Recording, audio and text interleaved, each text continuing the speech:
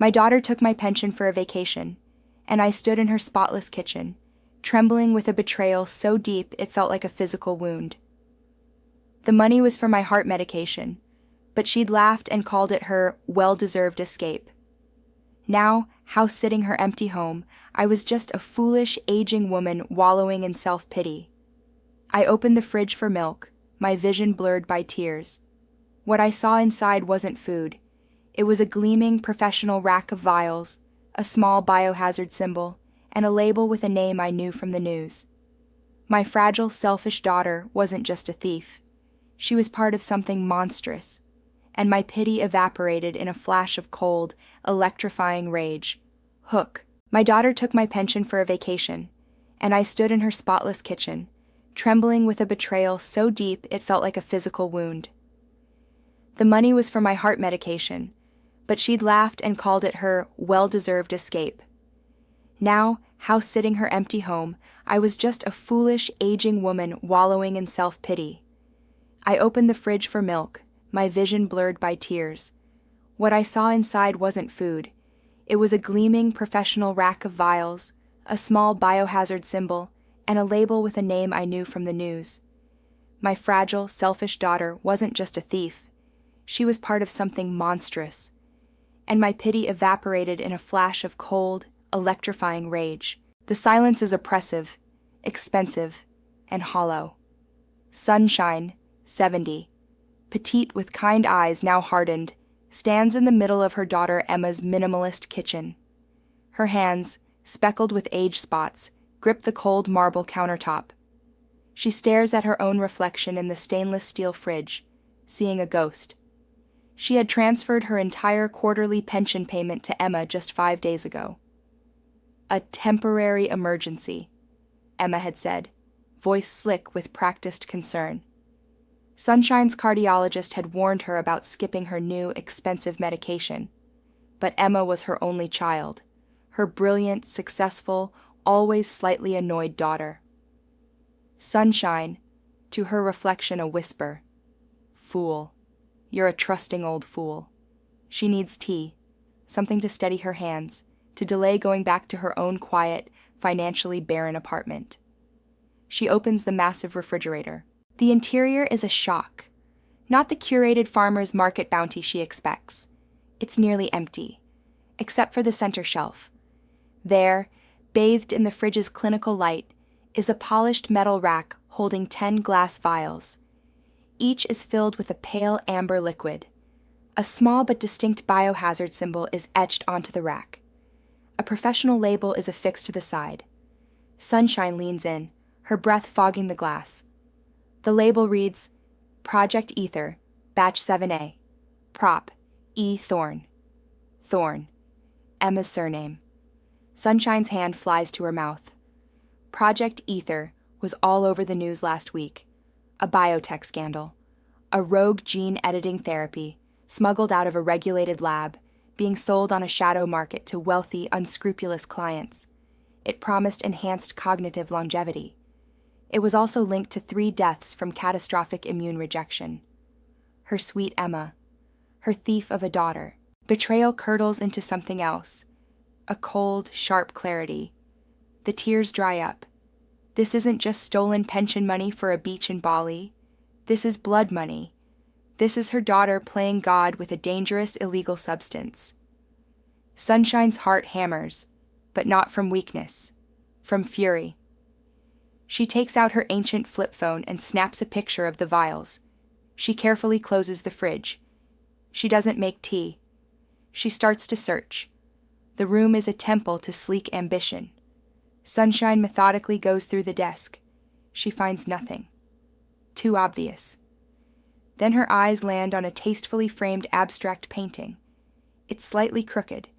Behind it, set into the wall, is a small digital safe. Sunshine stares at it. The combination. Emma is arrogant, but patterned. Sunshine thinks of her daughter's lifelong obsessions, her first ballet recital date, the zip code of her first New York apartment, and her father's death date. The one trauma Emma never got over, the one she wielded like a weapon against Sunshine for not saving him. With trembling fingers, Sunshine inputs the date. A soft beep. Green light. The safe door swings open. Inside are passports. 2 for Emma, with different names. A ledger, handwritten, detailing transactions in the hundreds of thousands, code names, dates, and a list labeled Ether recipients. Several names are crossed out with a red X. A news article on her phone confirms it. The crossed-out names are the deceased. At the bottom of the safe is a simple key card with a magnetic stripe and the logo for the Vespera Club. Sunshine's humble living room is now a war room. Printouts of news articles on Project Ether cover the coffee table. The photo of the vials is blown up on her tablet. She's made a timeline on a large sheet of butcher paper. She's not just a hurt mother anymore. She's an investigator. She's a woman with nothing left to lose but her conscience. Her old friend, Ben, 72, a retired postal worker with a keen mind and a deep loyalty, sits across from her, grim. Ben, Sonny, this is way beyond us. This is for the police, the FBI. Sunshine. And tell them what? My daughter, a respected biostatistician, is secretly a black market biotech dealer, based on what I found while illegally snooping in her home? They'll dismiss me. Or worse, tip her off. She'll disappear with those passports. And those vials. Ben, they'll just go to someone else. More people will die. Ben, so what's the plan? You can't confront her alone. Sunshine, eyes on the Vespera Club keycard. I'm not going to confront her. I'm going to become her. Sunshine is transformed. She wears Emma's best, most severe black suit, tailored to her smaller frame. She has Emma's sharpest haircut wig.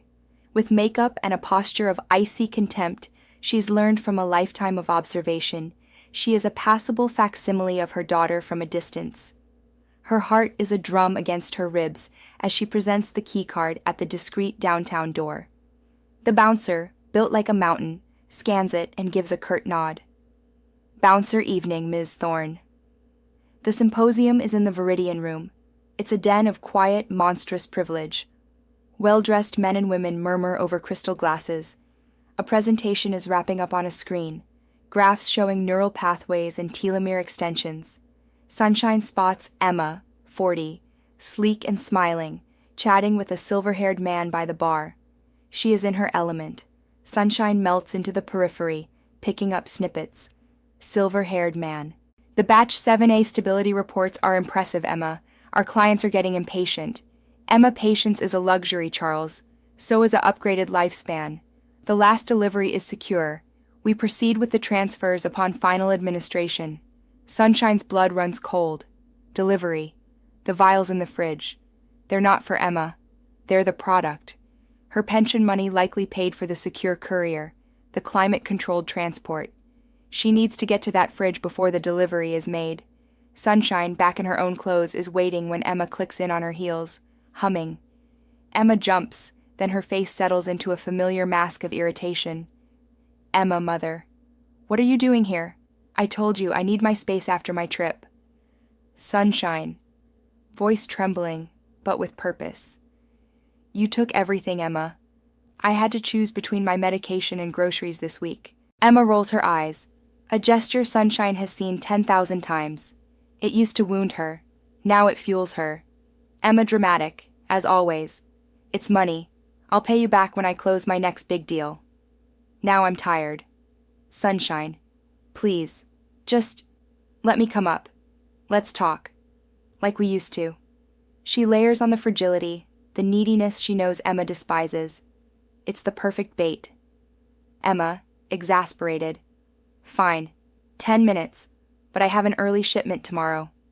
Emma pours herself a large whiskey, ignoring Sunshine. Emma. You have to learn to manage your finances, mother. It's not my fault you're incapable in the modern world. Sunshine lets the insult hang. She walks to the fridge, playing her part. Sunshine. Do you have any juice? My blood sugar. Emma. Help yourself.